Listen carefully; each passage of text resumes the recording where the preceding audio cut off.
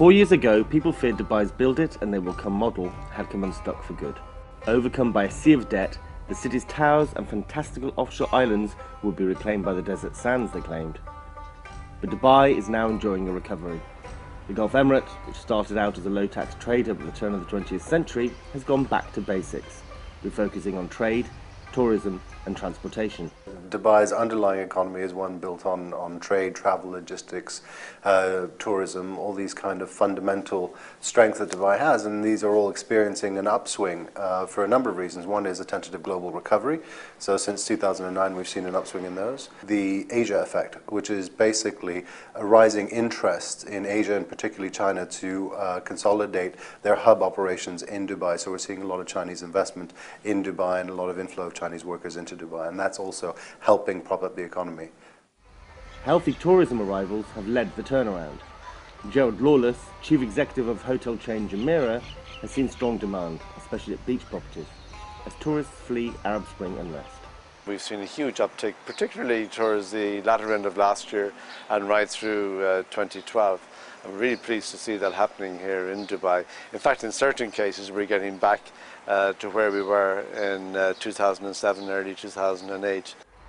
Farouk Sousa of Citi says two factors continue to pull the economy back: the city's $100 billion debt burden and a real estate overhang. There are two major drags on the Dubai economy that still exist. One is the debt burden and the debt overhang, and the other is the real estate overhang.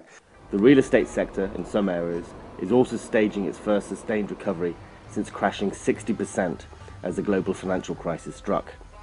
But real estate agents say more regulation is needed to help the property sector.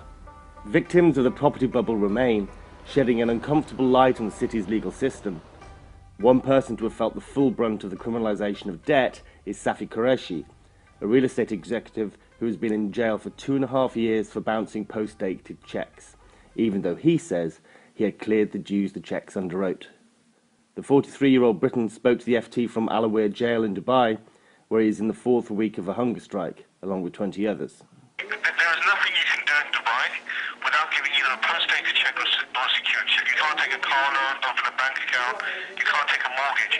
Now, that may have not been true 30, 40 years ago when the bounce cheque law came out, but these days you cannot do anything without giving a security cheque.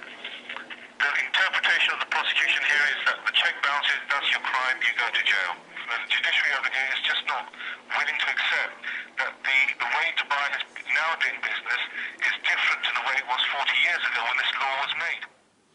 The Dubai government has declined to comment on their cases, but analysts say vested interests such as banks and landlords lobby against reform to the current system. The threat of debtors' prison presents creditors powerful leverage over their clients. The Arab Spring has helped Dubai recover from the lows of the financial crisis. The hotels are full, the airport is rammed and trade is up. Restructuring has helped ease the city's $100 billion debt burden, but questions remain over whether the economy can grow fast enough to fill the city's empty towers. There's little the government can do to shape regional geopolitical events or the global economy, but what it can do is introduce new real estate regulation and introduce other laws that will help foster private sector growth. This is Simeon Kerr, Financial Times, Dubai.